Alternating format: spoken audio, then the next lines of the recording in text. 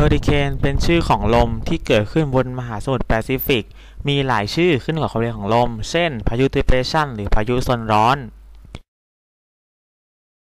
เฮอริเคนก่อตัวขึ้นเหนือบริเวณน้ำอุ่นอากาศค่อนข้างชื้นและลมมีลักษณะหมุนวนใช้เวลาก่อตัวนานหลายชั่วโมงจนถึงหลายวันแต่ก็ยังไม่มีใครสามารถอธิบายได้ว่ามันจะเกิดขึ้นได้อย่างไรแต่อย่างไรก็ตามแล้วก็มีหลายๆปัจจัยที่สามารถก่อให้เกิดพายุเฮอริเคนได้เช่นมีการระเหยและการกลั่นตัวของน้ำอย่างต่อเนื่องในมหาสมุทรที่มีบริเวณร้อนและชื้นการพัดของลมที่มีลักษณะหมุนวนบริเวณผิวน้ำมีความแตกต่างของความดันอากาศค่อนข้างมากในบริเวณชั้นต่างๆของอากาศ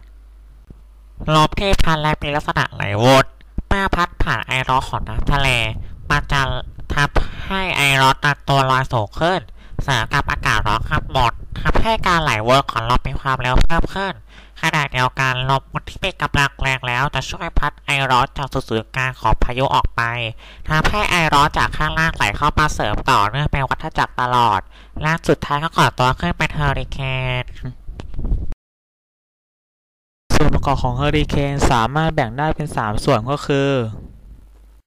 ตาเป็นส่วนที่มีจุดความดันต่ำอยู่ที่จุดศูนย์กลางของการหมุนกำแพงตาอยู่รอบๆของดวงตามีความเร็วสูงมากและจะมีความรุนแรงสูงแถบฝนหมุนอยู่รอบดวงตาเป็นส่วนที่ไอ้น้ำกลั่นตัวกลายเป็นพายุฝน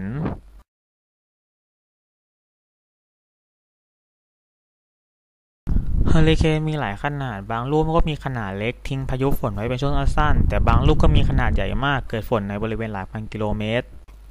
เฮอริเคนเบอร์ตาเป็นพายุขนาด3ที่พัดเข้าฝั่งก่อความเสียหายน้อยกว่าเฮอริเคนฟลอร์ที่เคยพัดเข้าทางฝั่งตะวันออกของอเมริกาถ้าเฮอริเคนขนาดใหญ่อาจจะทำให้ฝนตกได้นานต่อเนื่อง 1-2 วันอำนาจการทำลายล้างสูงมากหากพัดไปบริเวณใดบริเวณนั้นจะพังพินาศทั้งหมดถ้ามีความเร็วลมสูงมากจะทำให้สิ่งก่อสร้างต่างๆเสียหายสามารถล้มต้นไม้หรือกลิ้งรถทั้งคันได้อย่างสบายๆเฮอริเคนจะทำให้ระดับน้ำสูงขึ้นสามารถเกิดเป็นคลื่นยักษ์ได้เมื่อมันพัดเข้าสู่ฝั่งก็จะทำให้สิ่งก่อสร้างนั้นพังลง